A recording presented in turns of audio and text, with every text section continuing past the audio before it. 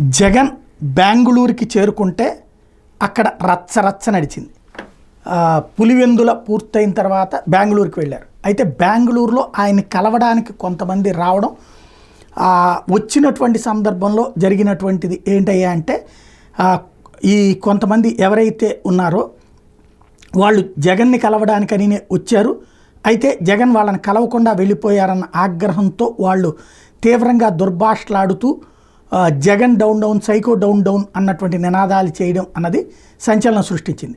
అయితే దీనికి సంబంధించి వాళ్ళు ఏమంటారంటే, అది వాళ్ళు తెలుగుదేశం పార్టీ వాళ్ళు కావాలని చెప్పి ఇట్లా చేశారన్నటువంటిది వీళ్ళు మాట్లాడతారు. అది పక్కన పెడితే ఈ నినాదాలు మాత్రం కరెక్ట్గా జగన్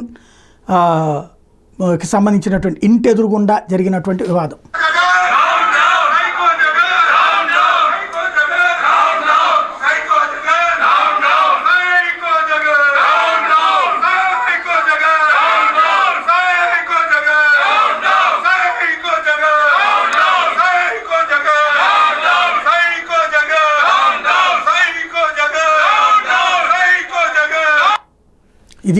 ఇది నిజంగా ఏ వైఎస్ఆర్ కాంగ్రెస్ పార్టీ కార్యకర్త నాకు తెలిసి అయితే ఇలాంటి నినాదం చేయరు.